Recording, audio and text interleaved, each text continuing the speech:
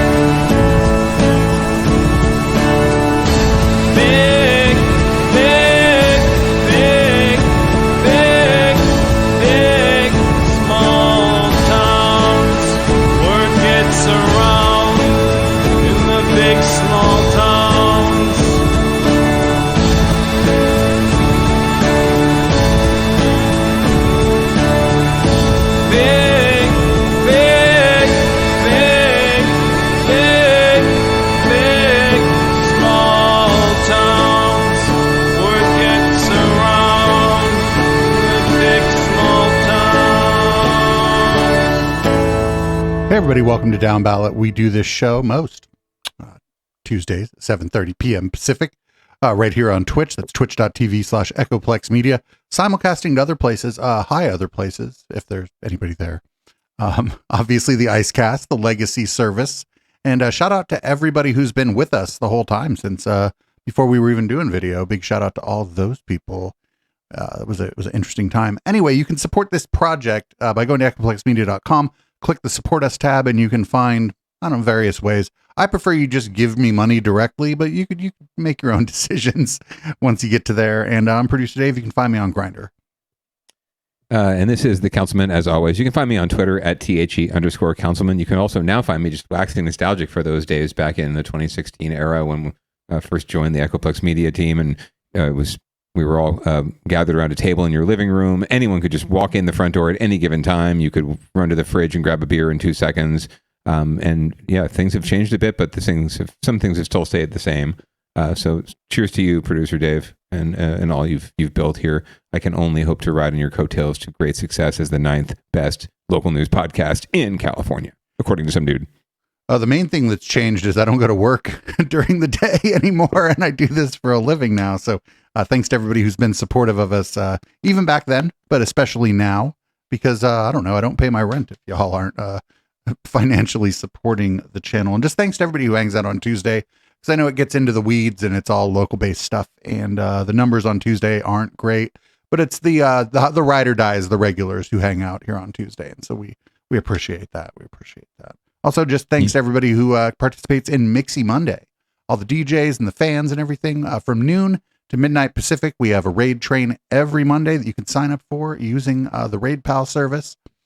Yesterday was super fun, and next week is almost already filled up, but people could figure that out. But also, what's more important is that people watch, listen, and rock out to the various DJs with their various styles of music and their various strange video overlays. Last night, we had a very cool thing happen. Joni, known as VC Archives, did my visuals for me remotely. I sent her 2 feeds of 2 of the cameras in the studio over Video Ninja.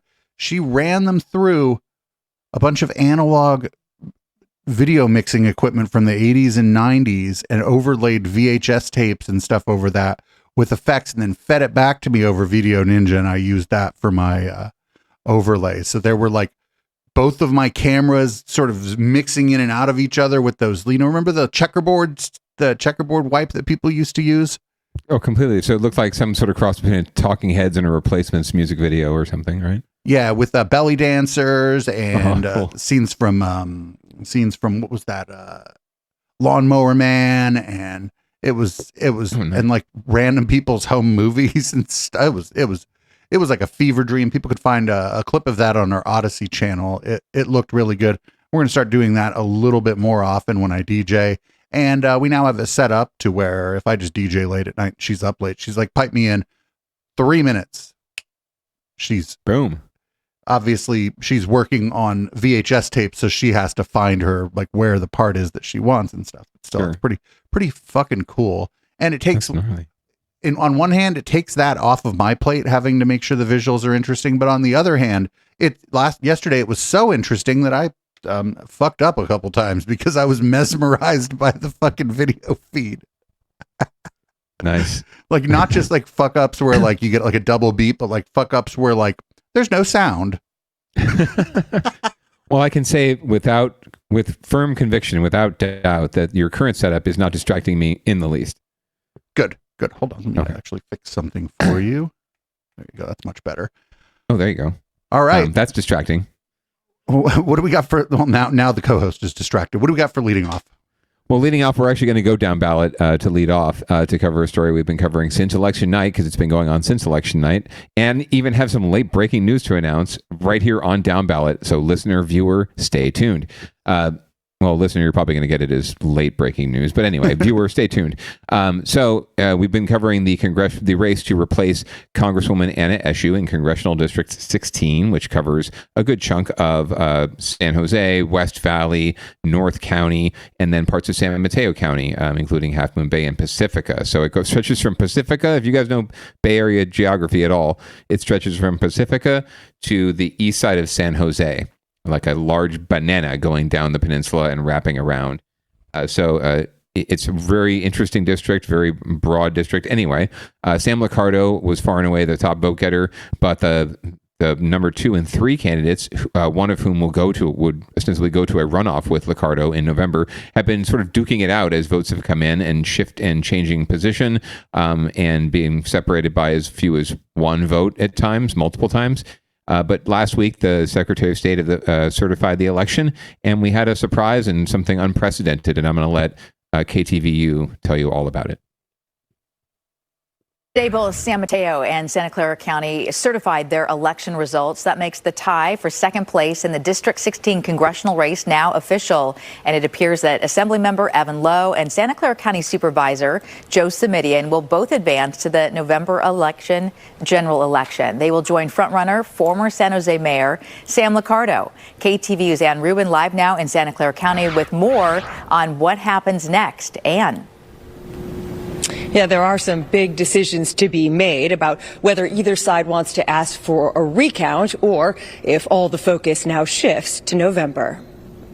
This is the day all the votes get checked, stamped, and sent to the Secretary of State, both in San Mateo County and in Santa Clara County. Today is certification day. And what they're certifying is hard to believe. With all the votes in the District 16 congressional race, it's a tie. Assemblymember Evan Lowe and Santa Clara County Supervisor Joe Simidian each have exactly 30,249 votes. Well, I was shocked. I mean, this almost never happens and certainly hasn't happened in a congressional race in California. According to San Jose State political science professor Melinda Jackson, it means both Lowe and Simidian will likely advance. They'll be joining frontrunner, former San Jose Mayor Sam Liccardo in the general election. If we do have the three-way runoff in November, the winning candidate very well might not have a majority, so, it could be a plurality. The big question now, will either camp ask for a recount in the hopes of breaking the tie? If they do, they'll have to pay for it up front, and it could run as much as $500,000. They are expensive, and they have to basically ask for a recount within 5 days after the certification. Today, both camps were still at the registrar of voters, poring over ballot images. However, political analysts think at this point a recount is unlikely. Unless they had a really strong reason to think that a recount would be decided in their favor, I think they're probably thinking they want to hang on to their money and just focus on November. Evan Lowe just released a statement saying, in part, "I'm honored to have won the support of our community to advance to the general election." He adds, "This historically close race shows that every vote really counts." Sam Liccardo's camp said, "We welcome the opportunity to continue to talk to voters about the issues facing our communities." And Joe Simidian just released a statement moments ago saying, "Sometimes it takes a while for democracy to work. This has been one of those times. Call it a cliffhanger, a roller coaster, a wild ride, but it has absolutely been worth the wait." Now, we do expect to hear more from some of the candidates later this evening. The Secretary of State will now certify the election on April 12th. In Santa Clara County, Ann Rubin, KTVU Fox 2 News. Yeah, I'm pretty sure neither are going to ask for a recount because, like they said, they're just spending their money on something that could end up meaning that they lose. Correct. Yeah, and they could get reimbursed to some extent, from my understanding, if the recount were to turn the tide in their favor. If it goes against them, they still have to pay, right? So that'd be a double whammy. Both campaigns, Joe Simidian and Evan Lowe, swore up and down that they would not request a recount. They have not. However, tonight at 5 p.m. was the deadline to request a recount, and somebody, process of elimination, somebody has requested a recount, and there's going to be a recount in this race. It could be that the vote shifts one way or the other, that Lowe ends up with more votes or Simidian ends up with more votes, and then they would move on to the runoff with Liccardo. It could be that some votes get moved one way, some votes get moved the other way. We still end up with a tie. Or it could be that it shifts significantly. But one way or another, we're going to find out in a few weeks, more than likely. But we're going to find out very soon who it was that requested the recount. We can kind of guess who. And who that do you person think it also was? has. Well, I mean, there's only one other candidate in this race. So then they're the only ones, I believe they're the only ones withstanding. I don't think that anyone like you or me, a resident of the district, or whoever, if there was a resident of the district on this vidcast, I don't think we can request one. I think it has to be one of the candidates. But either way, you'd have to pay for it, right? And neither one of us, no matter how well we're doing on Echoplex Media here, neither one of us has $500K to drop on this. But Sam Liccardo does. Just putting it out there. And he's the one that stands to benefit the most. Wait, like from a recount? I think my Yes. take was that with these two, I think that these two would split the vote between people who don't like Sam Liccardo And Well, that he that's- was in better with the three-way that I thought he'd be in better standing to win specifically versus Evan. Maybe Yeah, not well, Joe Simidian, but specifically versus Evan, he's in a better position to win with this three-way race, I think, because it's almost the same race as the other one because nobody else got any votes besides these three. That is absolutely a completely valid and reasonable way to look at it, because that's in fact that's the way that my uncles looked at it, who both of whom, or one of whom, lives in San Jose, but both of whom absolutely can't stand Sam Liccardo. They were convinced that the tie was somehow Sam's ploy. He had rigged the system to get a tie for the two of them so that he could face both of them and they could divide their support, and he would cruise to success. That is not necessarily the case. In fact, I think that the biggest beneficiary of a three-way race in this regard would be Evan. Joe Simidian and Sam Liccardo, while Joe Simidian is a Democrat and so is Sam Liccardo, neither one of them are dyed-in-the-wool progressives, and Joe Simidian is a Palo Alto progressive on top of that. So while they have a certain appeal in more conservative Democratic demographics, and I think that Sam particularly will do well in Republican demographics, and they do make up a sizable chunk of the vote, right? In a November electorate with a much bigger Democratic vote, a much bigger vote from people of color, especially the API community, which Evan would have pretty much sole access to, right? They don't vote homogeneously, but he'd be the only person who really knows how to speak to that community, right? And really can speak to that community. And it's a huge chunk of the vote in this district. He would have a really good shot in a three-way race because, again, you don't have to get, like Dr. Jackson said, you don't have to get a majority. You just need a plurality to win. The second place plus one, essentially. Correct. And so, and it's yet to be seen what that electorate looks like. The voter turnout in this race was around 37% in Santa Clara County alone. I don't know what it was in San Mateo County. I think even worse. Even if you double that, they're talking about doubling that, in the fall. And that usually is what you get in a presidential race in November, is about 70 to 80%, sometimes higher, 85% I've seen. I think it's been as high as 86% in Santa Clara County. Then yeah, that's a huge amount of voters, right? That's coming to bear that didn't weigh in the primary at all. And those are fair game for anyone. So, and a lot of them tend to be Democrats, progressives, people of color, people who don't vote as often. And again, those are people that are in Evan's target universe, not necessarily Joe's. I've knocked so many doors where like Joe Simidian does not register with these people at all. Like they're just, in San Jose especially. But weren't you knocking doors like closer to where you live though? Oh, for sure. But also in communities of color, communities of lower income, where they know Sam, but he doesn't necessarily speak to them, and they don't know Joe Simidian from Adam, right? He's very well known in Palo Alto. He's very well known in the North County and the more affluent communities. He's represented some segment of that population for a very, very long time in many, many offices. He's been in the state Senate. I think he's been in the state assembly. He's been on the board of supervisors now twice. So as my aunt put it, she was in Young Democrats and he was still in elected office, and my aunt is in her 70s. So do the math. So, I don't know that Joe necessarily relates to the same kind of voters that Evan can relate to. I think Evan has a much bigger lane in the three-way race. And regardless, I think that Sam sees that too. And Sam probably sees himself being able to run a race against Joe and just be the young Democrat, right? The young with new ideas and fresh start, right? Not a career politician, even though he is. Right, and he feels like he can run that race against Joe a lot easier than he could against an Evan. What was the guy's name who I thought looked like one of the bad guys from Burn Notice? The guy I thought was fucking a spy. Peter Dixon. What if it's Peter Dixon? Well, I mean, we'll see where his support comes down. All I know is that he finished fourth, and he spent an ungodly amount. I forget what it was, an ungodly amount of money for all the votes he got, for each vote that he got. He spent by far and away the most of anyone in this campaign. But Sam Liccardo has a ton of money. He's got $1 million in the bank already. That's exactly why it might be in his best interest to just drop some of that change and do this recount, because if he manages to knock either one of them out, I think it profiles better for him. Although I would, I'd love to see a Sam versus Evan just head to head. That would be very interesting. Frankly, I kind of feel like I know how a Sam Joe head to head will work out. But I would be very curious to see how a Sam Evan head to head will work out, and so, how that would play out. I wonder if people who are like kind of undecided or whatever might see this the way that I see it, as being a smarmy fucking move by the guy who won. Well, it's a smart move that could cost him $500,000, right? Like if it doesn't change a damn vote, although it should. Any system like this, even the registrars will tell you, is probably prone to, maybe a dozen votes over that many votes, being, changing hands or changing position.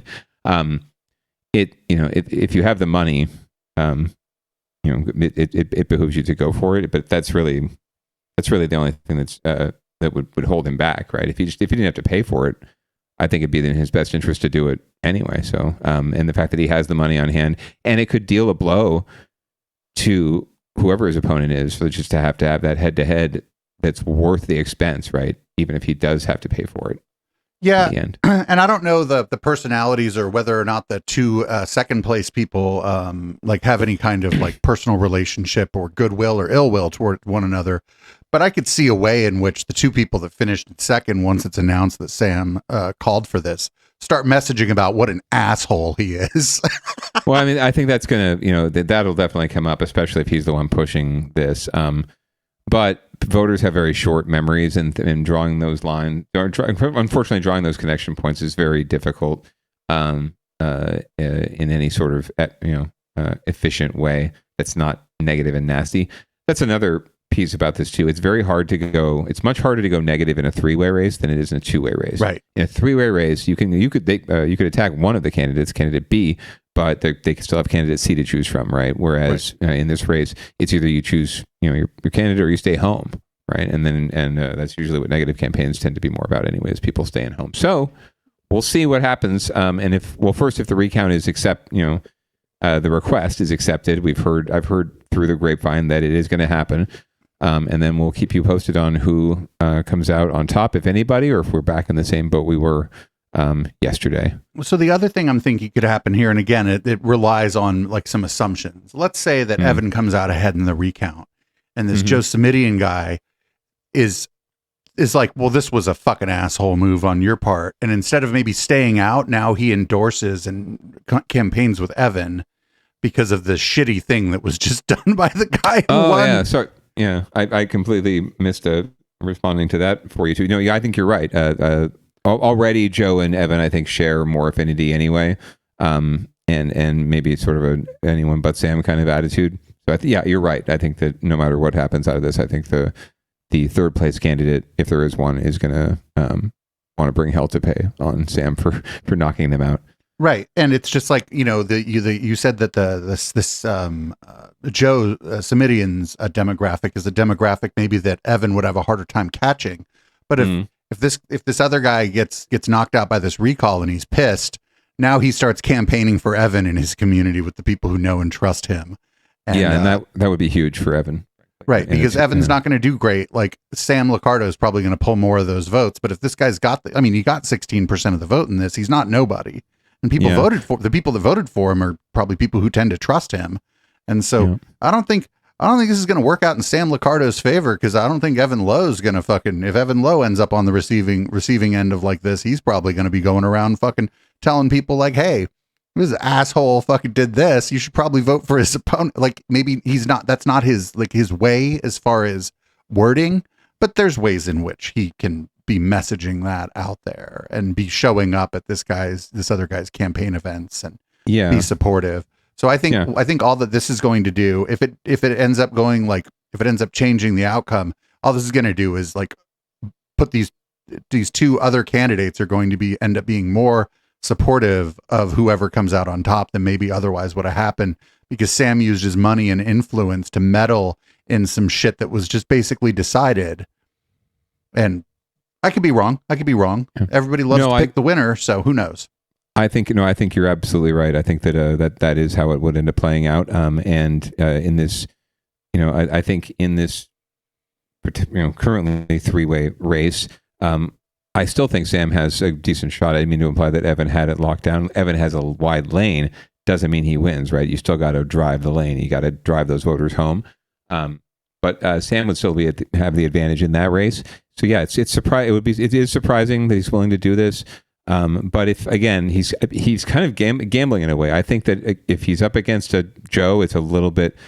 I do think it's an easier race for him, even with Evan throwing his support behind Joe. But if it goes the other way, it's a harder. It's just more interesting, right? So, and I don't think it's necessarily beneficial to him. And if it ends up still being a tie, then he really looks like an asshole. right. And he ends up having to pay for it too. And then he's out $500K that he could have used towards his campaign in November. And that's really why frankly, why most folks didn't think anyone would do this. It's just that he has more money than these other candidates. He's going to have more money than them by a long shot. So he can afford to make this gamble. And again, he's banking on people just having short memories and not caring that he was such a dick. So what happens if one or the other of the second place candidates has like internal polling or whatever that shows that Sam Liccardo would clobber them in a general, or that they believe that, and could the one of the tied people step down and then kill the recount? They could step. Yeah, I suppose they could. I don't know what. I'm wondering. Like, I'm wondering if I'm not asking like. They could choose not to file. Well, yeah, but there's actually they actually have to refile for the runoff. They have to file paperwork to run in the November election. So one of them could just decide not to file to run in November. It's not an automatic that their name is on the ballot. They still have to file the appropriate paperwork. So one of them could decide not to do that. I don't know that would happen necessarily. There's been so much money and so much time invested in both of their campaigns that they're just going to want to play this out until they see what happens. But we'll find out more. I'm just saying this Joe Simidian guy, if his last act in politics before he retires was to come out and say, "Hey, I'm an older guy. I don't." That's not going to happen. Like for him, especially, this is something he's been looking at he's been eyeing this his whole life. I understand. But think about the pinnacle of his career. Think about walking off the stage looking like a great person, which is not what politics is about. But is he opposed to that? No. Would he? Again, he's just been. This has been his thing for years. This has been the seat he's been waiting for. He's just been. He's had all his eyes pointed on this. Evan has a life and a career after this, no matter what. Right? He's going to have something to do next year. It's not a question. He's got a political future too, because he's still so young. He's only 40 years old. So really, I don't think it would happen. Yes, it would be beautiful, and he could ride up in the sunset and do that whole thing. Definitely not going to happen.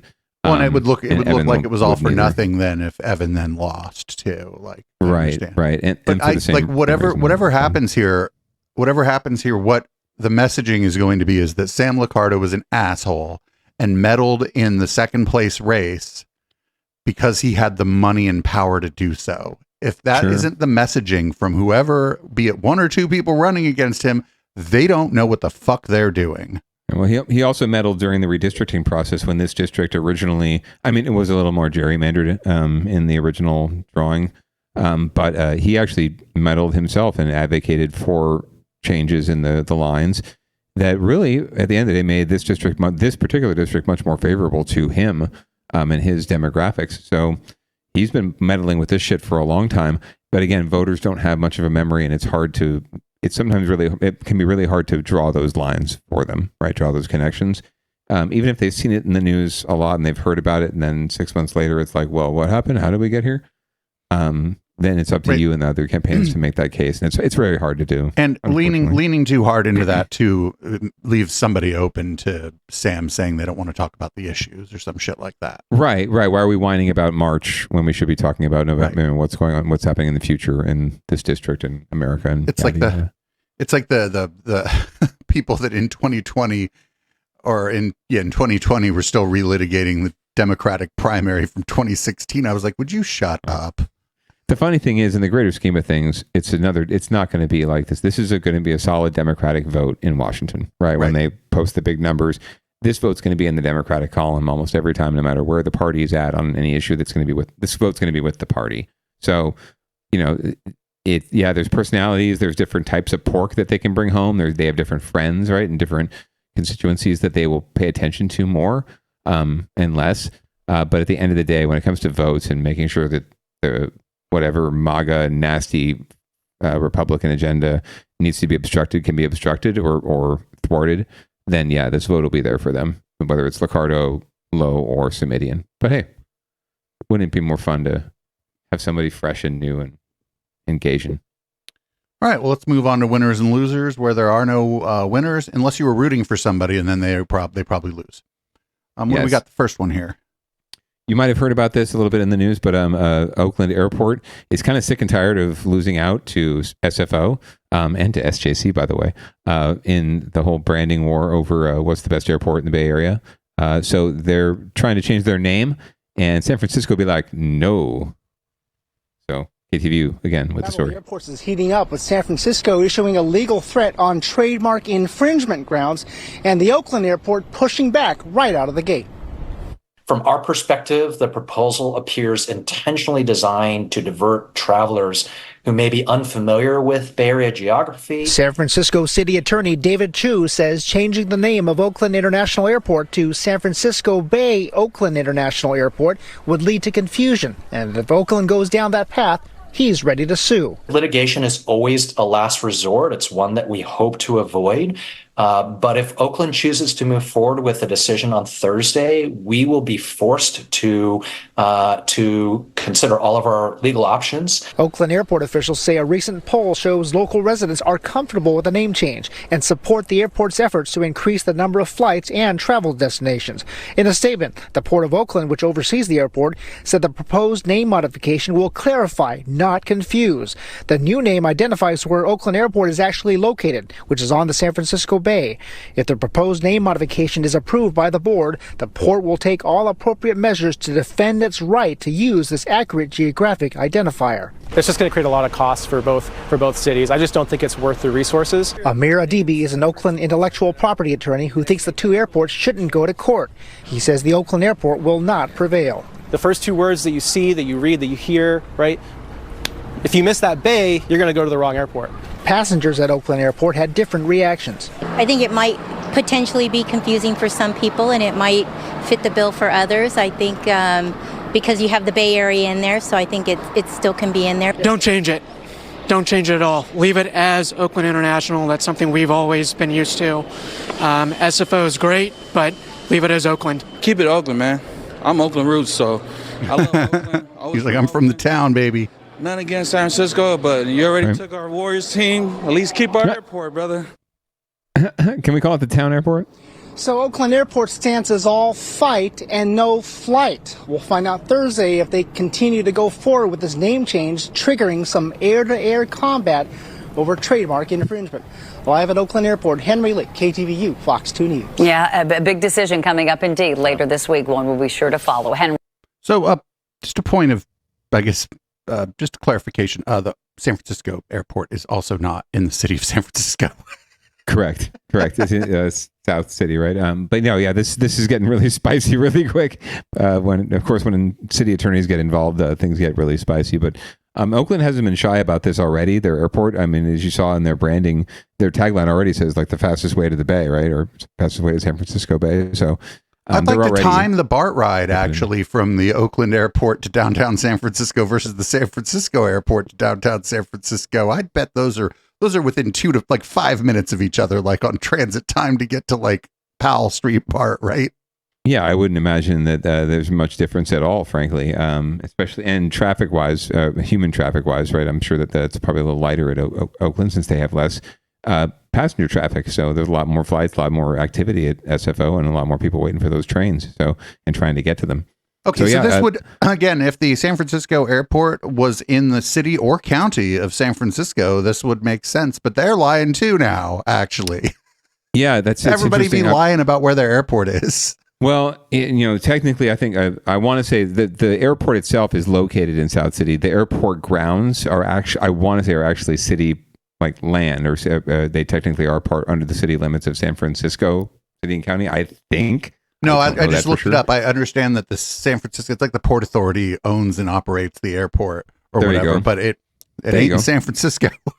There you go. So I'm just wondering how, I guess San Francisco then would be just suing on the brand of San Francisco itself, right? Forgetting, right. Not worried about the airport. So it's them, not the airport suing, technically. So yeah, good luck with all of that. It sounds like everyone's going to be hunkering down and going to the mattresses and fighting this one out. So I can't wait to see what happens.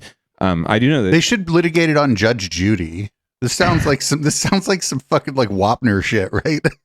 Yeah, I do know this much. Like, no one's ever going to be, coming at San Jose's brand and trying to steal any of our thunder. I can tell you that much. So SJC is in good shape. They're going to be fine. They don't have to worry about any of this mess anytime soon. Because who the hell wants to be known as San Jose anyway, other than San Jose? I just, again, this is all fucking dumb. Let them call it San Francisco Bay Oakland Airport. That is the San Francisco Bay. They're both on the bay. I don't know. Yeah. I mean, what would be really great is if there's some way that all three of our major airports here in the Bay Area could, like, I don't know, partner and figure out ways to share, share traffic, share revenue, share anything, share resources, communication, branding, all of that. It just behooves us. We're a very interconnected society already. The Bay Area is a very interconnected region, and it makes sense to have sort of this triangulation of fantastic airports that all do their own thing but all support each other. That would be really cool instead of suing each other.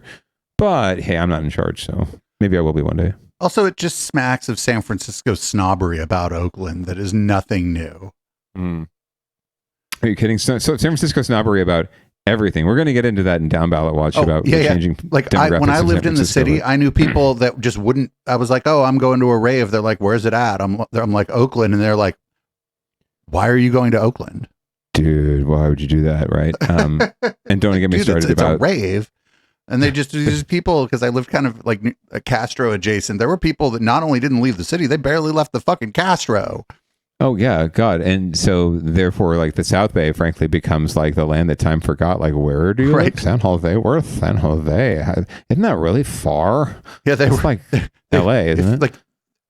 Like I'd be like, "Oh, I'll be out of the city." They're like, "Oh, are you visiting family somewhere?" I'm like, "Oh my God, is that the only reason you leave?" Why would you leave the city? Where would you go? What would you do? Whatever would we do? When I lived there, for the most part, I didn't leave San Francisco. Right, my neighborhood had everything, but it didn't have all the raves. Well, and sometimes you go out, you branch out, and that's what the beauty of the modern world is. We can branch out and go out and check out different locales and neighborhoods and communities on a nightly basis if we want to. We don't need to fire up the horse and buggy and take a day trip down to San Jose. You can come in 45 minutes. You're here, and you can check out what we got going on, and we can check out what you got going on. It's the beauty of living in a beautiful region. Get out of your neighborhood. That's what though? When I lived in the city, I didn't go to San Jose for anything. You know what? Yeah, I didn't either, and my parents were down here too. So when I was living in San Francisco, so there you go. Okay, there you go. Up next we have the most down-ballot-y story of the week, I think. Yeah, it had to be. It had to be here. I don't know. The very last story, the one I added at the end for and other things, pretty down-ballot-y too, but not as much as this one. Well, let's jump right into it then. I'm just going to let the local news tell you what's going on here. This is dumb. For sure.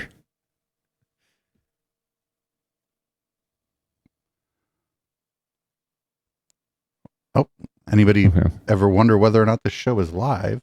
Right. Oh, an error occurred, you say. Let's try this again. Error. Oh, here we go. Wait, hold on. Oh, man, of course it would be the most down-ballot-y story. The ghost in the machine. San Francisco's Valencia Street bike lane has been at the center of controversy for months now. Many blame the lane, which goes right down the middle of the street, for driving away business. And now one business owner who says he's had enough is planning to go on a hunger strike in protest. News reporter Luz Pena spoke to the man who calls this his last resort. Iyad Altawil says this is his last resort. The suffering of trying to survive every month is way more than this. Sometimes I don't sleep. Sometimes I don't eat. He's planning to go on a 30-day hunger strike to protest the controversial center bike lane and the 2 parklets he lost after the bike lane was installed. They took mine away and put a meter. In February, Iyad, along with 2 other Valencia Street business owners, filed claims against the city of San Francisco, saying the presence of the bike lane was violating their rights. Violates not only our clients' civil rights, but also the city's charter, which mandates that the city protect the economic welfare of its businesses. It's been 8 months since the center bike lane was finalized and almost a year since the construction of it began. SFMTA removed 70 parking spots to install the bike lane. Business owners here say that's making it harder for customers to park in the area. After the claim against the city, Iyad was hoping for a change, but as the bills keep piling up, he decided. Yeah, because parking in the Mission was so easy before that bike lane. I just want to fight before I go away. This is your last fight. Yep, this is my last fight. It's not fun. Really not. I'm really hungry. I'm just trying to provide for my family.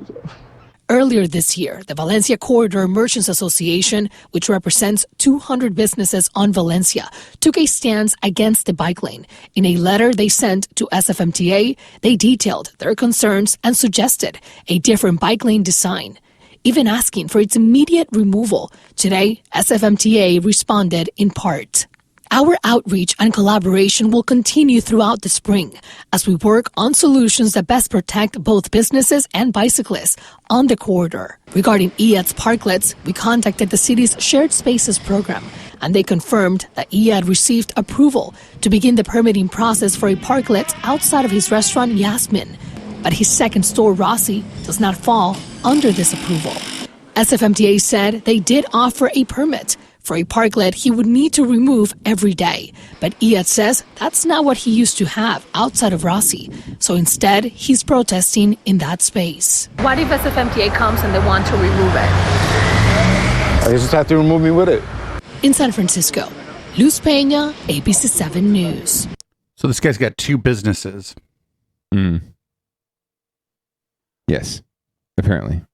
That's, I don't know. I mean, I don't want these people like losing their businesses, but this is, and this, to be fair, I don't like this bike lane. But the reason it's not the reason, I think it's less safe than other bike lanes primarily. Yeah, I don't know what the alignment was like on Valencia before, but it doesn't, it seems a little awkward.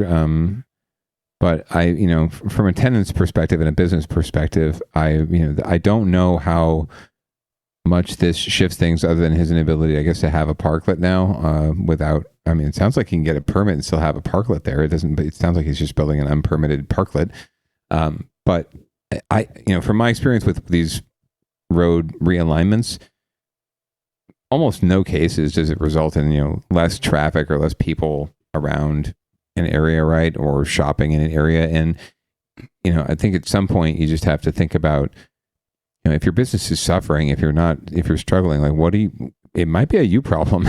Well, right. And not necessarily a you problem, but more like just a market problem, right? Maybe there's things have shifted. Are you a retail business? Well, maybe people are getting their shit on Amazon now, man. And you don't, you're just not viable anymore.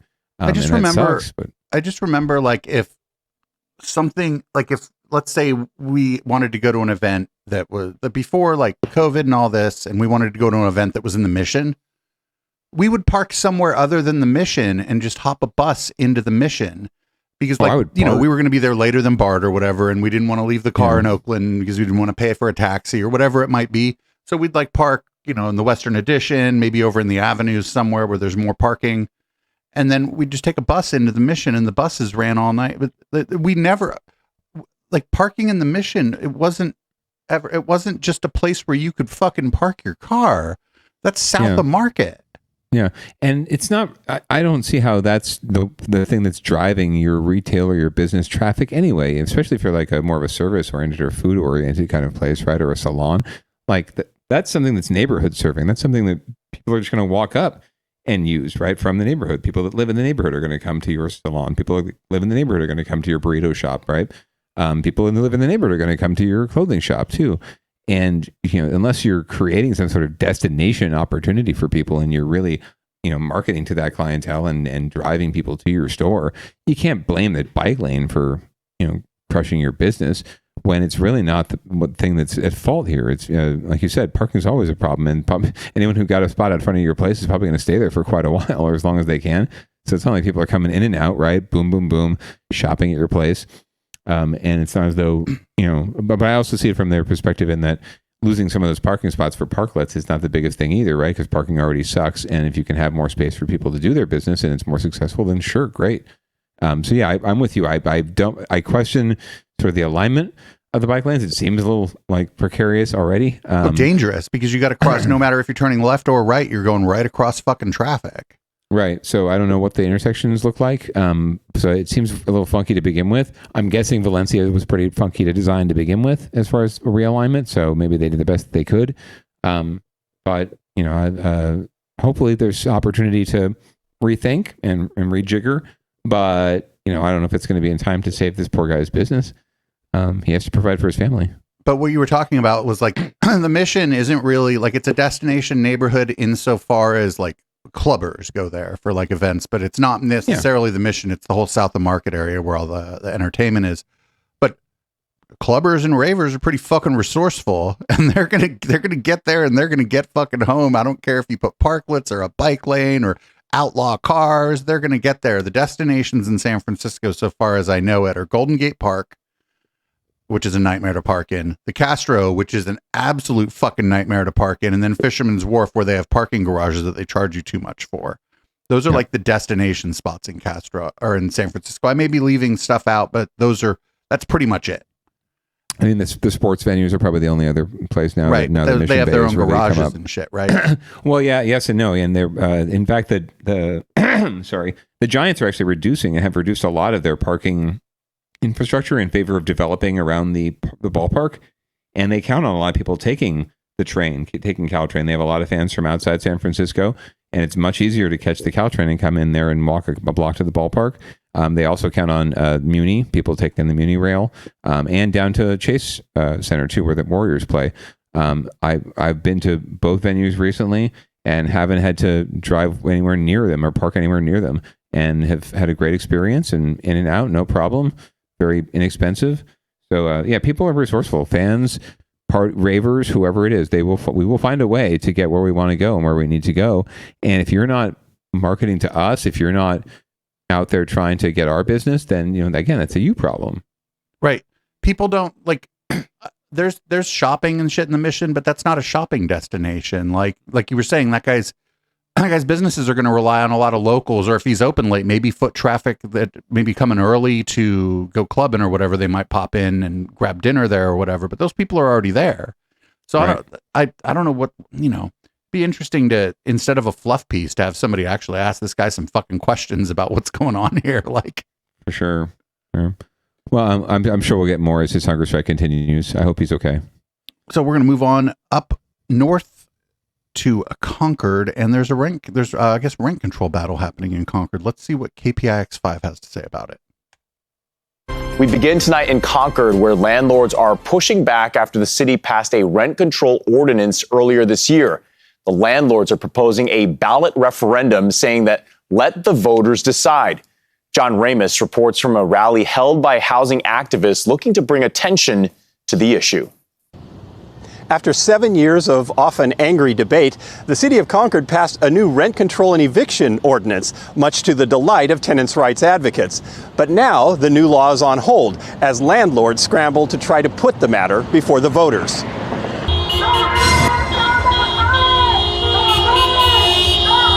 By preventing high rent increases, renters will be able to save money for other needs like groceries and medicine.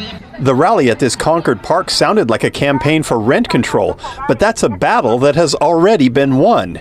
The question is, who will win the war? This was approved by City Council 4-1, and this wealthy real estate groups, are putting this on hold. And this will, this will create for renters to keep getting more rent increases or unjust evictions. So we want the residents of Concord, to know what's going on in the city. Vice Mayor Obringer? Yes. Mayor Bursan? Yes. And with that, this item is closed. In February, the City Council approved new rent controls and just cause eviction protections for renters, and they made it clear that they felt there needed to be more control over landlords. It's been a rough night. It's been a rough 7 years. We gave it 7 years without acting, and quite frankly, it didn't work. We wouldn't be having this conversation if your people, colleagues and friends or whatever who own property and are landlords weren't doing or harassing tenants or abusing their rights. Then what I say to that is penalize those people, not the homeowners or the small mom and pop places. Joe Chironi thinks they went too far. The Concord resident and real estate broker says the city's tenant ordinance criticizes the little guy like my clients, and I'm a real estate broker. to 30 and now gives eviction protection to people living in all residential buildings, including single-family homes. Chironi says homeowners could lose all control over their properties, so she's spearheading an effort to put Concord's new ordinance on the ballot. My feeling was we had asked them to put this to a vote. Let the citizens of Concord, both tenants and landlords, let the citizens of Concord, which includes everybody, vote on the ordinance. That's all we ask, and that's what the referendum is about. Actually, citizens doesn't include everybody. For 30 days while Chironi tries to raise enough signatures to qualify the referendum. If she can't, the ordinance goes into effect immediately. And that's why the tenants' rights activists were caravanning through the streets on Sunday afternoon, trying to raise awareness and support if it should come down to a vote. Chironi says she's okay with that. If the citizens of Concord vote as a majority that they want rent control and this ordinance, then so be it. We'll have to live with it because that's a democracy. Sure. If they vote it down, then that should tell the council something. If the referendum is successful, the entire ordinance would be scrapped, and the city council would be back to square one on a tenant protection law they spent 7 years creating. Proponents have until April 18th to gather 7,200 signatures to qualify this measure for the November ballot. I think that probably 7,200 isn't a lot of signatures in a place like Concord, but I think they're gonna get clobbered at the ballot. But they're defending democracy, producer Dave. This is about democracy. This is about making sure that the will of the people is upheld. Forgetting the fact that we have these elections where we elect these people that sit on the city council and voted 4-1. That's 80% to support this policy, right? So 80% of the people that you elected, lady, and your neighbors and your citizens, because only citizens, unfortunately, are able to register to vote in most communities, in America at least, they decided to pass this ordinance. So you are in the extreme minority, as far as I'm concerned.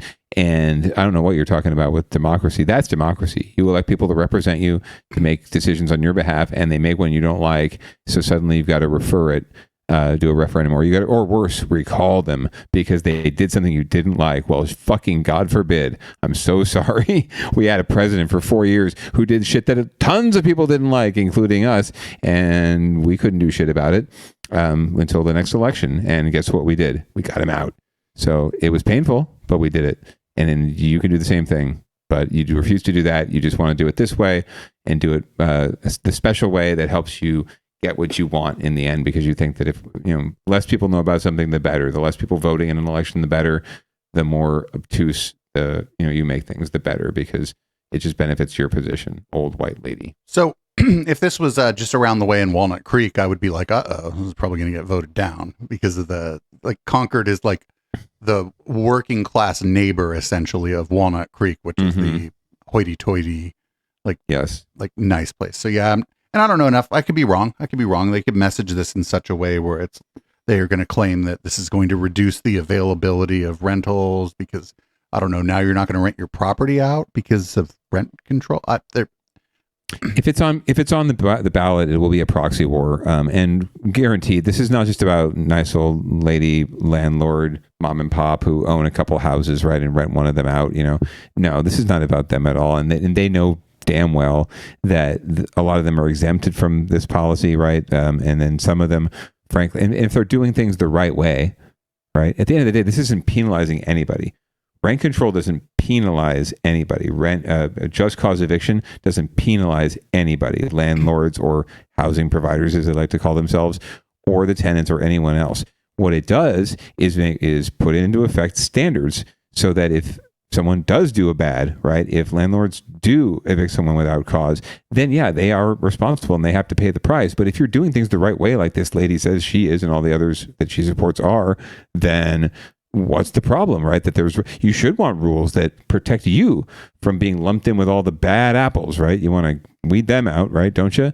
But no, it's all about just, less paperwork and less hassle. And yeah, being able in some cases to cut corners and to do things that, and to raise rents exorbitantly, right? Like any of us. Like I had an 18% rent hike once in San Jose, in a place that was not rent controlled. So, and that forced me to move, right? That one rent increase. And so they got to bring someone in, whoever came next, and they got to increase their rent or start them at rent, what they wanted to, really, whatever market rate was, right? They could just bump it up to that, and they didn't have to worry about us anymore at all. So yeah, this happens all the time. And to say that, like, this is some sort of penalization, it's only penalization if you're doing something wrong. If you commit a foul, you get penalized. That's how sports works. So just for another, there's no rent control in Campbell, but you do have recourse. There's a mediation that like there's mediators, and in Campbell, the landlords are scared to death of the mediators because something like 85% of the time they side with the tenant. Mm-hmm. Well, and, I mean, they don't have teeth, but then the tenant can go to the county. Yeah. Then when the eviction process starts, because the person doesn't want to pay the rent increase, now the county, the courthouse or whatever is like, well, this mediation you went through in the city you're in sided with the tenant, so they're going to be less inclined to evict eventually, essentially. Mm-hmm. And so, everything's different in different places. And I imagine that was probably a compromise at some point.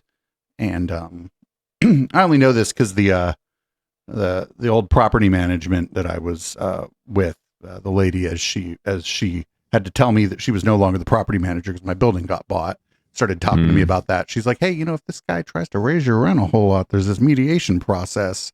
She's like, we try to discourage the property owners from doing that because of the track record that property owners have in the mediation process. And it just ends up being a waste of time. And we'd like to keep our tenants. So just keep that in mind if you plan on sticking around. I was Sounds like, a thanks. responsible landlord. Thanks, lady. Thanks a lot. That sounds like a responsible housing provider. Cal Western was pretty good. You're not going to find a lot of fucking property management that has like 4.5 stars on Yelp. You know what I'm saying? For sure. But if they're 4.5 stars, they're doing it right, and they're not going to get penalized, right? They're not going to be the ones that are held to task for doing stupid shit. So this is all about just catching people doing stupid shit. And predominantly it's the big conglomerates. It's like the Avalons and the big all monster housing providers that have the big lobbyists who are spending tons of money to try and get this thing on the ballot and using nice old lady as, their cover for it, right? Who would go against a few of them Rita? Nice old ladies came out and were like, I'm perfectly fine with following these rules. I do better than this already, actually. I invite my tenants to dinner. We need rent control, Rita. We'll be late for Mahjong. All right. Well, shall we move on? We have a few more stories, and I'm sorry, we're definitely getting up there in time already. Yeah, that's fine. That's fine. I don't mind if we run long now because I don't have a band setting up at 9 o'clock. Speaking of Campbell, you brought them up a minute ago. For some ungodly reason, the FCC chair was in Campbell to talk about net neutrality, and I thought that sounded very down-ballot-y. So I don't know what this is all about, so I thought we'd put it on and find out. If I lived there and I was alerted to this, I would have attempted to attend. Right? Unfortunately, this is after the fact. I don't know why they didn't promote this. Maybe I would have heard about it if I still lived there. Who knows? Maybe that's why they didn't promote it. Yeah, they didn't want me going. Net neutrality, the idea of an open, accessible, unregulated internet for everyone, has been a political battle for years. Now, the FCC is poised to vote on restoring net neutrality as the law of the land after it was taken away by the Trump administration. Today, the head of the FCC came to the South Bay to talk about how restoring it will have a major impact on public safety. NBC Bears Robert Honda tells us why Santa Clara County fire agencies are listening intently.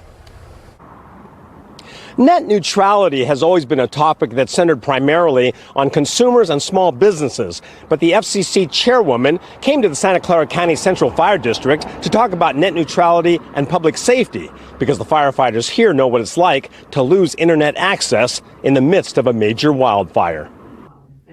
FCC Chairwoman Jessica Rosenzweig held a roundtable discussion on the agency's upcoming vote on net neutrality at the Santa Clara County Fire Department with numerous community leaders and agencies. She chose the site in Campbell to focus on how restoring net neutrality would benefit public safety because this fire department had its internet access throttled or cut off automatically during the 2018 Mendocino fire when fire agencies hit their internet use limit or cap. She heard from the assistant chief who said suddenly the fire agencies couldn't coordinate resources out in the field. The firefighters banded together using personal devices from different carriers that maybe weren't being throttled or hadn't reached a cap in order to get the job done. Rosenzweig says despite the firefighters' ingenuity, or some states, such as California, creating their own net neutrality laws, she's called for a vote April 25th by the FCC to restore the oversight authority it lost in 2017. In a modern digital economy, I think it's time that we have a national policy of internet openness, and that would be the Federal Communications Commission. And then the FCC would do what? We have a complaint process, so we can take in individual consumer complaints and resolve them. We also have rulemaking authority. The proposal got an endorsement from a carrier company, CEO Dane Jasper of Sonic.com. We as carriers should not be, in my opinion, picking and choosing not only what people can get to, but how it performs when they interconnect. A Stanford law professor at the meeting pointed out, in the case of firefighters losing internet access, it doesn't matter who was right or wrong. What matters was they were fighting a fire in the middle of one of the worst wildfires in California history, and there was nobody the firefighters could turn to ensure that they get connection first and we resolve the issue later. 3 of the Trump administration commission members have been replaced by commissioners selected by the Biden administration, so the proposal has a good chance of passing and would go into effect about 60 days afterwards. In Campbell, Robert Honda, NBC Bay Area News. That's amazing that the internet service provider was like, didn't have like some kind of protection on the account for a fucking fire department. Right. That's shocking, ain't it, though? And yet somehow not shocking at all. How is that so hard? How is it so hard to figure out, too? Like, my God, firefighters having to use their own personal devices to fight the worst wildfires in freaking state history. That's a little frightening. And it makes you think about if we had a real, serious statewide kind of emergency situation, right? Zombie apocalypse kind of scale. How would we be able to respond? I didn't realize that emergency communication systems were throttled because of, usage rates. Like, seriously? Don't you think that, like I said, like I'm cool with I don't know, I'm cool with phone companies doing that to people, but the fire department, I'm telling you, there's got these are massive companies. There's got to be flags on certain kinds of accounts where it's like, do not shut this off. In fact, I know there are. Because if somebody's under, for example, federal investigation and they don't pay their phone bill, guess what? Guess what doesn't turn off? Their phone. Oh, good point. Because good point. It might be in the federal government does this. The FBI does this all the time. Of course, when those folks still be using their social medias, they're on their TikTok. Yep. So that's wild. It's also that. Sonic Dane Jasper is actually a cool dude. I met him at really? I met him at Scale one year. That's the Southern California Linux Expo. I met him there. He was manning the Sonic booth. He's the CEO of the company. Was manning the Sonic internet booth. I was going to ask how serious of a company these guys are, because sometimes when you're trying to find partners on something like this, you have to take what you can get. And I didn't know how big Sonic.com was. Sonic has always been. I mean, I don't know what's in this guy's heart or whatever, but Sonic has always been in pretty. They've always advocated for open internet. They've never had data caps. They don't just take you down if you're using a torrent service. They have to actually get a complaint and all that kind of stuff, because there's, as they said, there's totally legal uses for BitTorrent. You could be getting, I don't download my Linux ISOs, the install files from a torrent system, because Comcast might eat me, but that's a totally legit use for it because the fucking thing is free in the first place. So, yeah, they're as far as I can tell, they're pretty serious about it. And that's even if it's a good even if it's primarily a good marketing tool for them versus the other companies, well, it works because like nerds tend to use Sonic. Mm-hmm. Got it. So, and it's unavailable for most people. They don't have a lot of reach. They do piggyback on AT&T's network. And but let me tell you, if I could get a similar internet service that I have right now, but through Sonic, it would probably be cheaper, but also I would just like not feel horrible about where my money's going. Fair enough. Well, yeah, I'm looking forward to hopefully some more progress on this because it was a big setback to lose that during the Trump administration. So hopefully we can roll back even more of the bullshit that they did, other than the Supreme Court, of course.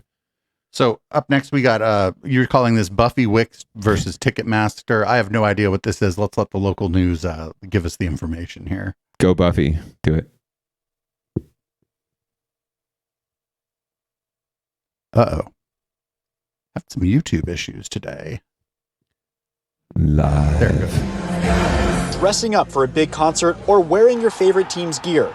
Live events are supposed to be so much fun, but attending one is not cheap, and lawmakers say they're getting more expensive. Since Ticketmaster and Live Nation were allowed to merge in 2010, ticket prices have gone up an astronomical 140%. Anybody want to answer this question? How expensive are they? We went around Walnut Creek Monday afternoon asking people. Chris Stapleton, in the grass, crowded, very back, almost $700. I've got friends that, of course, went recently to, Taylor Swift, and they were thousands of dollars. It was ridiculous. A new bill introduced by East Bay Assemblywoman Buffy Wicks aims to bring those prices down. It would allow for more than one company to be the first to offer tickets for sale. Right now, for many events, especially concerts, there is only one option. Wicks thinks it would open up more competition and lower prices for consumers. Ticketmaster controls 80% of the primary ticket sales in the United States. This lack of competition, or otherwise known as a monopoly, hurts consumers. You heard it from those people, hundreds of dollars spent on tickets. One couple we spoke with says it got so bad one time they didn't even want to deal with Ticketmaster. They saw a show recently at the Concord Pavilion and said, hey, we're just going to wait in line at the box office. Zach and Juanita Burris don't even think it's worth it to go buy tickets online. It took me 20 minutes. That was about it. Yeah, it was nothing. No fees. We bought there at the box office because we didn't want to go through the sites. Ticketmaster said in a statement, we support reforms to improve ticketing, but AB 2808 will not do that. It will instead undermine the efforts of artists, sports teams, and primary ticketing companies to minimize ticket scalping. But if you ask the people we spoke with, they say the prices of events are way too high and sell out fast. It's at the point where they won't buy them. You don't really have a choice. And then when you go to a different service as StubHub or SeatGeek, the fees get even higher.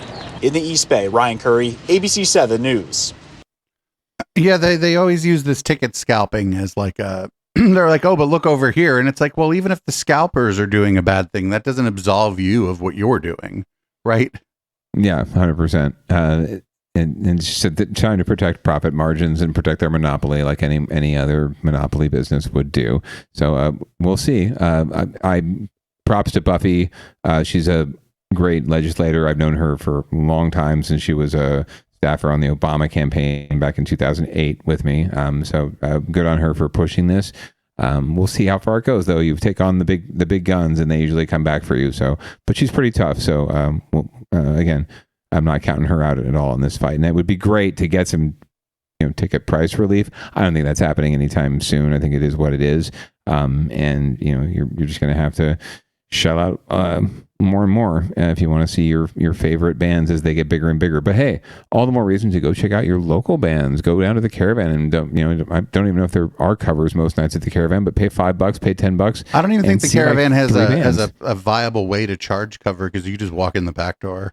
Correct. Yeah. And you'll see like 3 or 4 bands on any given night, and you can walk up to them afterwards and talk to them and get to know them. And, if you dig them, you can go see them when they get really big and they move up to the back bar or the Voodoo Lounge is gone.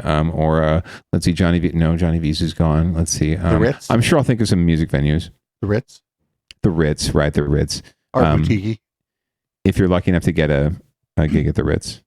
Oh yeah. Art Boutique. There you go. You can graduate to Art Boutique. So we're going to move on to get your shit together and this is what we call crossing the streams here. I can't wait to see the Jim Lee video about the thing and get your shit together.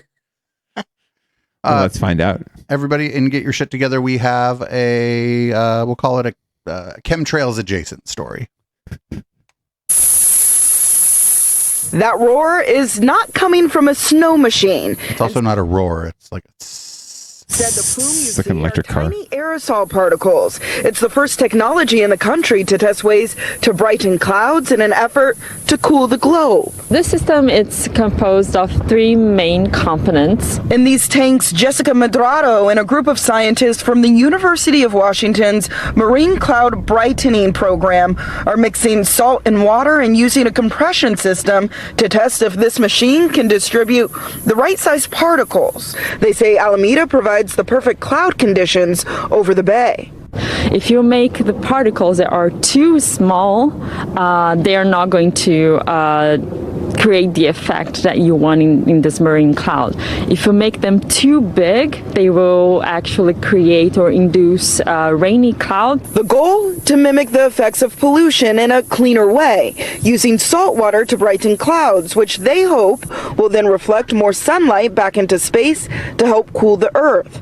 Still in the early phases, Program Director Sarah Doherty says right now they need to figure out if it's even possible and how much impact it could have. To understand, so with something like marine cloud brightening, you're not going to just reverse global warming. So it's really important how it plays out in the climate system will depend on where you could brighten clouds and how much. Cal State East Bay professor Elena Giventel is excited about the research, but cautions that as Earth continues to heat up, the various ideas for cooling the world are not without controversy. While there are certain benefits from trying to cool the environment, we're not quite sure what kind of negative effects. Doherty believes reducing emissions is the most important tool, but says that alone won't be enough. We are kind of locked in at this point, committed to significant climate disruption. So the question is, are there other things we can do to help reduce suffering and impacts? And this might be one of them. The group of researchers plan to be here throughout the summer. They also hope that they can make this an educational experience for those who visit the museum. In Alameda, Valina Jones, NBC Bay Area News. Chemtrails, what do we got here? Oh my God, I cannot imagine what Madison Starman would think of Oh this. yeah, like don't fucking tell anybody if you're doing this. I'm just telling you, because they're gonna be like, that's not salt, it's aluminum and barium and strontium. Oh yes, there's tiny little electrodes and microchips embedded in those water particles that are gonna infect our brains and get us all on brain control. I mean mind control. This is so fun. It's like I definitely don't trust these people at all with the brightening, and I think it's kind of silly because you're just putting a Band-Aid on a bullet wound. But it is going to be really interesting to see the backlash from the folks we don't like. If these folks are like on our side, right? Climate fighters. What about the climate deniers and the chemtrail activists? They're going to love this. They're creating chemtrails. They're basically creating their own ground-based chemtrails. Yeah, I mean, I don't. Just stop it. Just stop giving. Yes. It's like when fucking Bill Gates goes up on stage. Like I see something like Bill Gates is talking. I'm like, great. He's gonna fucking put chum in the water for all the fucking QAnon people. Go for it, Bill. Like, yeah, seriously. That's all this is chum in the water for the chem people, right? Right. Well, these scientists have no idea from the University of Washington have no idea what's coming for them. If only they listened to Ecoplex or watched Ecoplex Media on a regular basis, they would know. Shout out to I do know some science communicators, not necessarily that are in the climate change space, but I do know some science communicators out there who are in fact aware of the brain rot that exists out there. I guess shout out to Marcus, aka Homozygote, occasional guest on the Intellectual Dollar Tree and a friend of the show. Well, we don't really make many friends on Twitch, but he's a postdoc and he does a lot of talk about scientific and medical misinformation. But you're right, most people in those fields are just blissfully unaware of the Telegram application and the kinds of crazy things that are being said on the Telegram application. Correct. Like the folks that Maddie Moon would call on a regular basis. Like, I think they were kind of ready and used to, because they're the ones on the front lines. They're ready and used to getting that incoming traffic. The folks who actually do the scientific research have no idea what's out there. Especially, I mean, they don't have any idea like who won the World Series or the latest Oscar or what Taylor Swift's album is called, right? They don't know any of this stuff. They know their thing, right? So they definitely don't know anything about Telegraph. Like, what's Telegraph? I mean, if this kicks off the way this is going to kick off, is they're going to say that this is an already existing program instead of like a thing they're experimenting with, right? They're gonna it'll be painted as oh, look, it's proof they're admitting to chemtrails, and it's like, well, it seemed like that was on a boat, not in the sky, right? All right, but far be it for them to know. We're going to move on to Down Ballot Watch, and it looks like the San Francisco mayor's race is heating up, and Aaron Peskin is running for San Francisco mayor. Let's see how NBC Bay Area covers this. Spicy. All right, the race to be San Francisco's next mayor just got a little more crowded. Aaron Peskin formally launched his campaign to be the city's next leader today at a rally in Chinatown. The progressive leader is a president of the Board of Supervisors, and the response to his announcement was quick. Here's NBC Bay Area's Christy Smith. I'm announcing my candidacy for mayor today. Aaron Peskin formally making that announcement in front of a crowd of supporters at Portsmouth Square in Chinatown. I will be a mayor who loves this city and does not beat up on it for political gain. Hell yeah. A mayor who works for everyday San Franciscans and their neighborhoods. The Board of Supervisors president making that promise about how he'd handled key issues in the city, including public safety, homelessness, and revitalizing downtown. And I ask you to join with me, to fight with me, to save our city without sacrificing our values. Peskin is the fifth high-profile person looking to toss their hat in the ring. A spokesperson for Mayor Breed's campaign said this week in a statement in part, Aaron Peskin is synonymous with intimidation, obstruction, and dysfunction, literally the triple crown of moving San Francisco backwards. Former Mayor Mark Farrell said in a statement he believes Peskin, quote, represents the status quo at City Hall, not the, quote, yeah, but Mark Farrell looks like a venture capitalist. In leadership San Franciscans are looking for. The campaign for Daniel Lurie, San Francisco philanthropist and heir to the Levi family fortune, said in a statement Lurie's, quote, campaign of accountability and leadership stands in stark contrast to the gang of City Hall insiders who have failed to get the heir to the Levi's throne is like, this guy's the establishment. Good job. Good messaging. And Peskin's opponent in the mayoral race and colleague on the Board of Supervisors, Asha Safai, saying he's running to, quote, bring real change to City Hall and be the voice for all San Franciscans. Ultimately, it will be up to voters to decide. I think it's important that they're not part of the current administration, that they're coming from a fresh perspective. I love this city and I love living here. I just hope we get somebody that's actually for the people. Christy Smith. Thanks, AJ. NBC Bay Area News.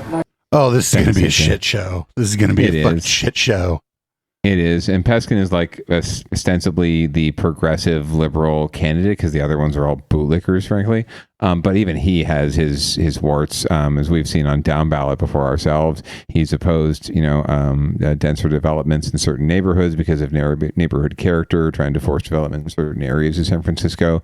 But, at the end of the day, he would be the most progressive. But there's all sorts of baggage in this race that goes way back. Peskin was, as you'll recall from, if you're a loyal Down Ballot follower, Peskin was the lead architect of keeping Mayor Breed from becoming mayor to begin with. When Ed Lee passed away, he forced the issue on, you shouldn't be running. You should commit not to run if you're going to be appointed mayor. So he got her pretty much ousted from the appointment and got Mark Farrell, ironically enough, now a candidate to be installed as the interim mayor, pissing off tons of people who saw him as passing over a black woman for a white man, which he kind of was, but all for political favors. Anyway, there's lots of baggage here. It looks like Farrell and Breed have nothing kind to say about the guy that hurt and helped them. And the other candidates are just trying to keep as far away from it as possible. But yeah, Peskin's an interesting character. It'll be spicy. I'll give you that. It'll be very spicy. Isn't he the one that we like used to joke about, like every time they're like, oh, somebody from the city council is here, you don't say it's Peskin? Yeah, he's always there. Like there's a fire and he's there. Why is the fire department not doing more? The people demand better.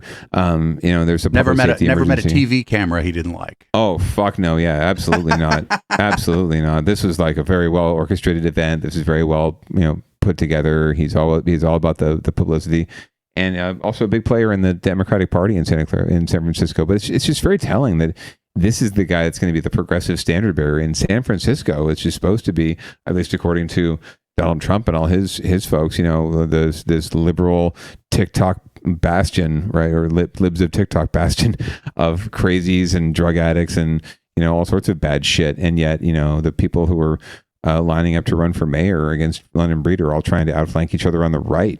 It's pretty funny. So Peskin's going to seem like freaking, Bernie Sanders compared to all these fuckers. Oh God, yeah, I can't imagine. Like the Fox, like when Fox News gets a hold of this guy, it's going to be a lot of fun. Yeah, no, it's going to be great. So I'm looking forward to lots of spicy programming here on Downballot. Stay tuned, please. Keep downloading, keep watching. Drop some subs to producer Dave so he can move into an even bigger house. So, I'm kidding. So up next, small. I guess violent crime and property crime. There's a small sample size thing, but it seems to be down, which is, I think, good news, no matter who the mayor is. Yeah. And but of course, the mayor is probably, the San Francisco mayor, London Breed, is probably going to say some dumb shit about it. Let's see if I am correct. San Francisco Mayor London Breed, in a tough re-election fight, now touting some new data showing that crime is dropping in the city. Quick to comment, of course, challenges for Breed's seat. KTV's Christian Captain has that and what some residents are saying. In a city that has had more than its fair share of headlines about crime, the latest data show that crime in San Francisco is dropping. The mayor's office releasing statistics showing property crime is down 32% over the first 3 months of last year, and violent crime is down 14%, including 0 homicides in the month of February. Every arrow is pointing down, whether it's burglaries, car break-ins, you name it, rapes, anything that's happening in a major city like San Francisco.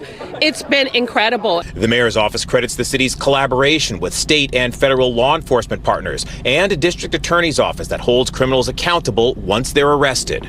We are putting everything that we have at our disposal to good use, and the numbers, the data reflect it. KTVU reached out to those challenging the mayor for her seat in November. Former interim mayor Mark Farrell released a statement reading in part, quote, "For many San Franciscans, the anemic progress that the mayor continues to tout is too little, too late. We need a mayor that will deliver real results and change, and that is what I will do on day one."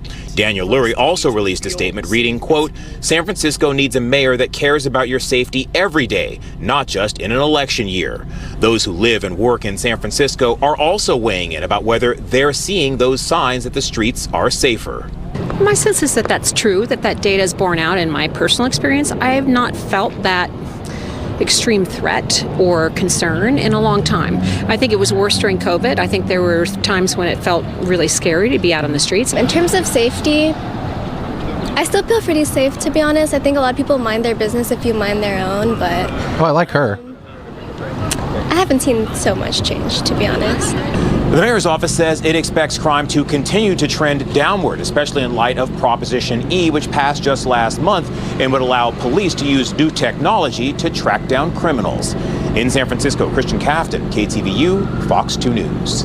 So the argument about this too is this is just like arrests. So you could juice the stats just by like not pursuing criminal. Not, you know what I'm saying? Like you could you could juice the stats by like not taking reports. Like these are these kind of point in time things are generally kind of useless, actually. Yeah, and it's right. It's based on reports too, right? So any given time there could be a spike or a dip in reporting, and I mean obviously murders are going to get reported. So hey, good for you. No homicides in February. Congratulations. But yeah, even comparing year over year, like January this year to January last year, or God forbid January to December, right? Like that, it's not a very adequate or sufficient or really sensible way to look at crime statistics. Like you've said before on this program, right? And we've said before, it's really looking at the long-term trends, and the long-term trends are down. And to let, upticks or downturns on an annual basis, or even a couple of years basis, determine how you are conducting city business, in the long term, and how you're responding to it.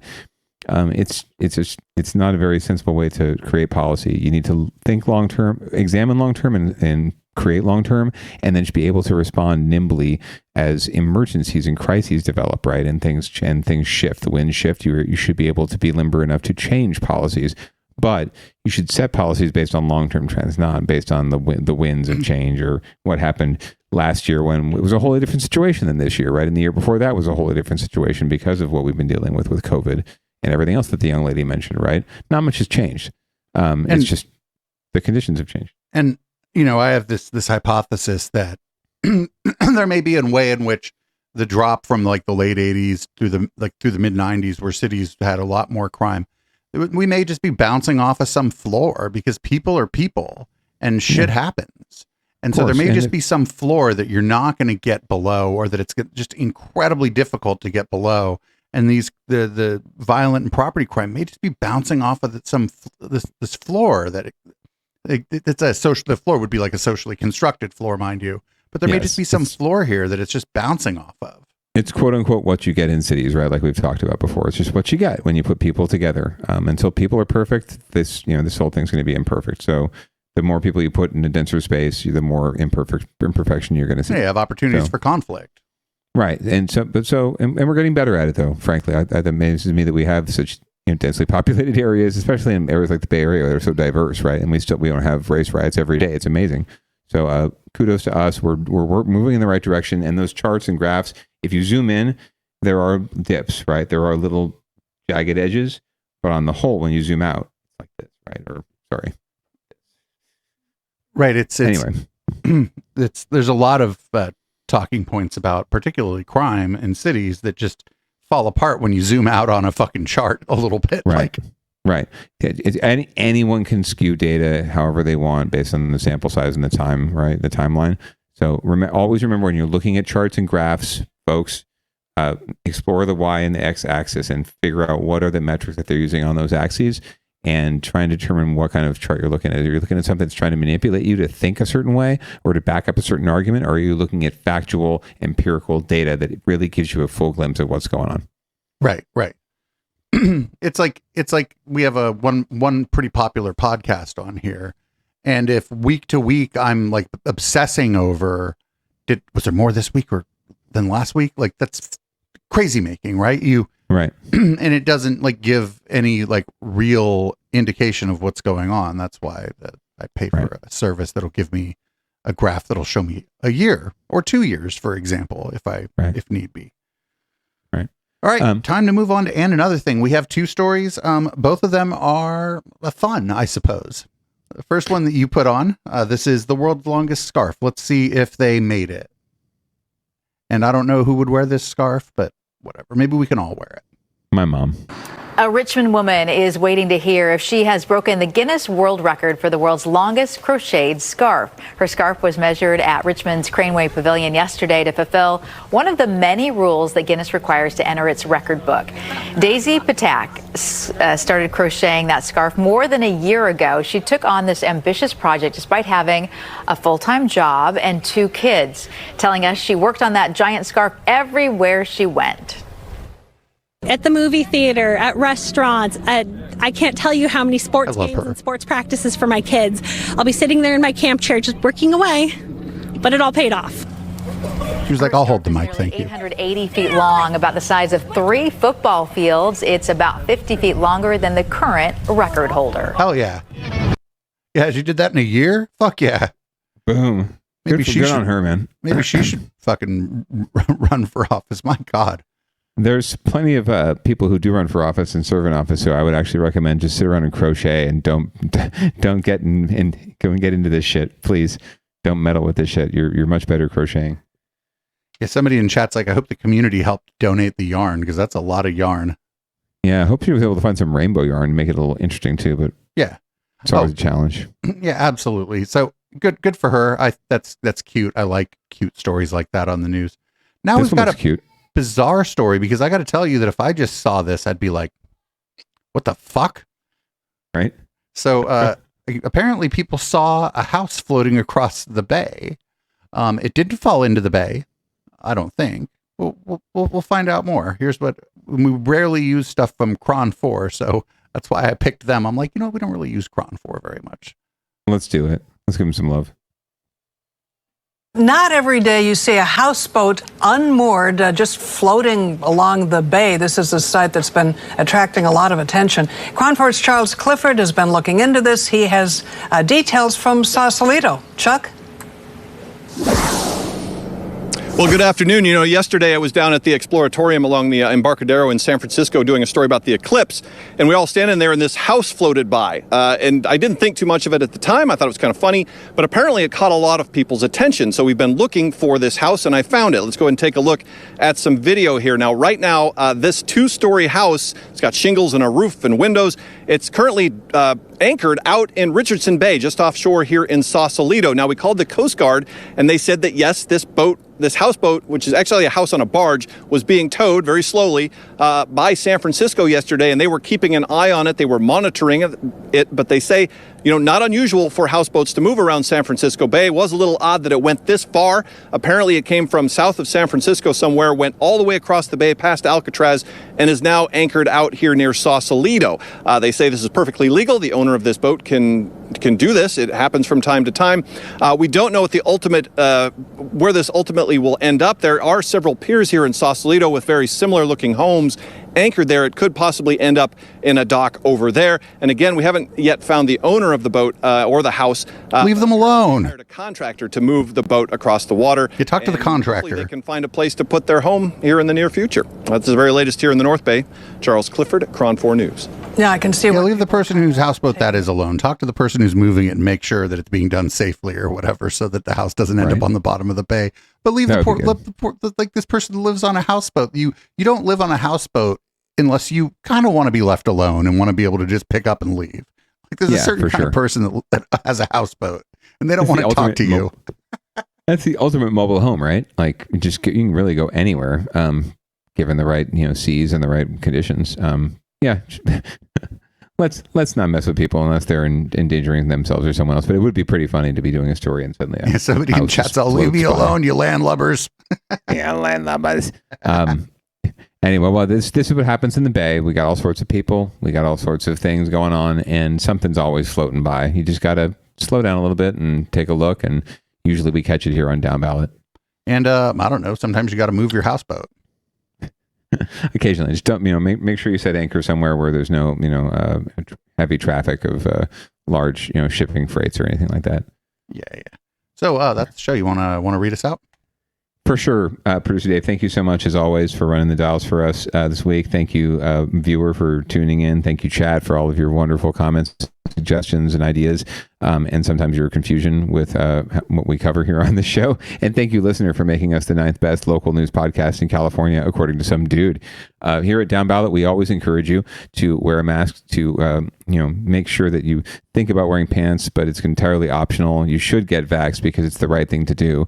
Producer Dave's going to continue the loveliness here in red light with a little bit of public comment, so definitely stay tuned for that. Come back next Tuesday night at 7:30 Pacific. We're here almost every week doing this, and we really love having you. We're going to play some Audible Smoke and get out of here, and I invite you to enjoy the rest of your evening.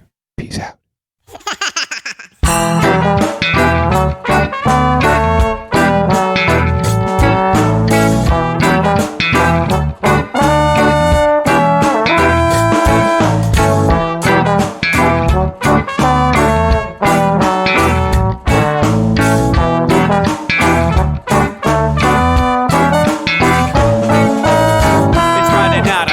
time to get the party started. Pick up my phone just to check and see who's calling. Dress up real nice for the ladies at the bar, and I'm driving in my car just to get to where they are.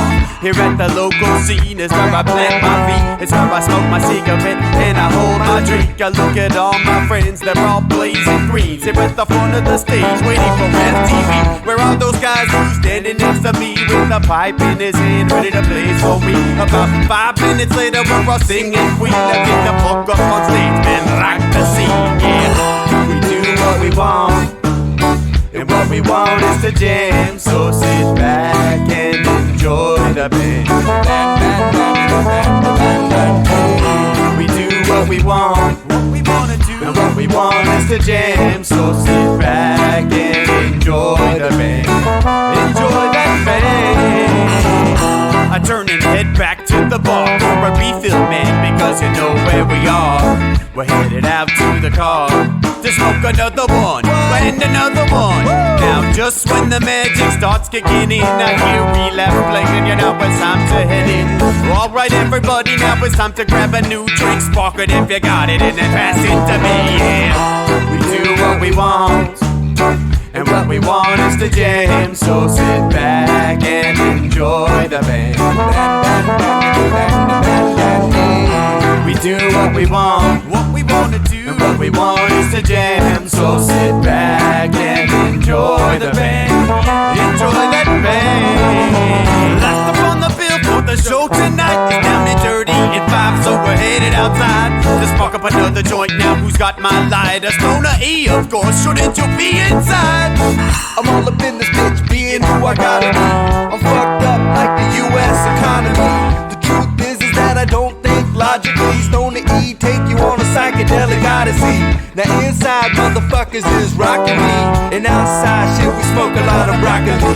Rocky the roller, yo, that sexy girl be jockin' me. Ain't too drunk to fuck, but I'll probably do it sloppily. We do what we wanna do, and what we want is to jam. So sit back and enjoy the band. Enjoy the band, enjoy that band. We do what we want, what we wanna do, and what we want is to jam. So sit back and enjoy the band. Molly say that he like jamming, and he hope he like jamming too. Well, I gotta say, thank you, Bob, we do. Yes, I gotta say, thank you, Bob, we do. Well, Bob Marley said that he like jamming, and he hope he like jamming too. Well, I gotta say, thank you, Bob, we do. Yes, I gotta say, thank you, Bob, we do. Yeah, we do what we want, and what we want is to jam. So sit back and enjoy the band. We do what we want, and what we wanna do, what we want is to jam. So sit back and enjoy the band. Enjoy that band. We do what we want, what we wanna do, what we want is to jam. So sit back and enjoy the band. Enjoy that band. We do what we want, and what we want is to jam. So sit back and enjoy the band. Yeah, yeah, yeah. Just sit back and enjoy the band. So sit back, just sit back and enjoy the band. We just do what we want, and enjoy what we want is to jam. So sit back and enjoy the band. Just sit back and enjoy what we want is to jam.